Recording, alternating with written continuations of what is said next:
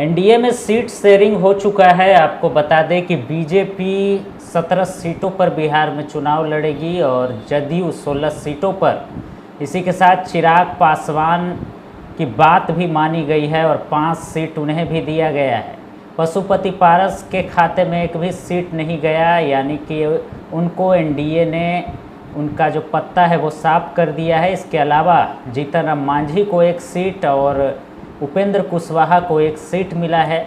अगर बात करें चुनाव लड़ने की, तो भाजपा पश्चिम चंपारण, पूर्वी चंपारण, औरंगाबाद, मधुबनी, अररिया, दरभंगा, मुजफ्फरपुर, महाराजगंज, सारण, उजियारपुर, बेगूसराय, नवादा, पटना साहिब, पाटलिपुत्र, आरा, बक्सर और सासाराम से चुनाव लड़ेगी। वहीं चिराग पासवान की पार्टी वैशाली, हाजीपुर, समस्तीपुर, खगड़िया और जमुई से चुनाव लड़ेगी। वहीं मांझी को गया सीट दिया गया है, उपेंद्र कुशवाहा को काराकाट सीट दिया गया है। उसके अलावा जदयू की अगर बात करें तो वाल्मीकि नगर, सीतामढ़ी, झंझारपुर, सुपौल, किशनगंज, कटिहार, पूर्णिया, मधेपुरा, गोपालगंज, सिवान, भागलपुर, बांका, मुंगेर, नालंदा, जहानाबाद और शिवहर में जदयू वहां पर चुनाव लड़ेगी।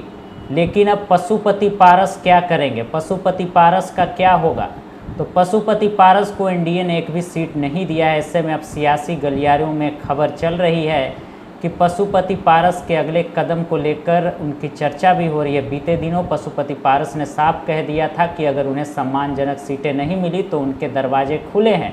उन्होंने ये भी कह दिया था कि उनके सभी सांसद चुनाव लड़ेंगे और वो खुद हाजीपुर सीट से चुनावी मैदान में उतरेंगे। ऐसे में साफ है कि अब चाचा भतीजा हाजीपुर में आमने सामने आ सकते हैं, क्योंकि चिराग की पार्टी भी हाजीपुर से चुनाव लड़ेगी। और जहां तक संभवतः ये जानकारी भी आई है कि चिराग पासवान खुद हाजीपुर से चुनाव लड़ेंगे। तो अभी की बड़ी अपडेट है कि एनडीए की सीट शेयरिंग की खबर आ चुकी है और बीजेपी 17 वहीं जदयू 16 सीटों पर चुनाव लड़ने वाली है। इसके अलावा मांझी और उपेंद्र कुशवाहा को भी एक एक सीटें मिली हैं, जहां पे बात चल रही थी कि उपेंद्र कुशवाहा नाराज़ चल रहे थे, लेकिन अब उनको एक सीट मिला है। वहीं मांझी की भी पार्टी को एक सीट मिला है, गया का सीट उनको मिला है, काराकाट सीट जो है वो उपेंद्र कुशवाहा को मिला है। फिलहाल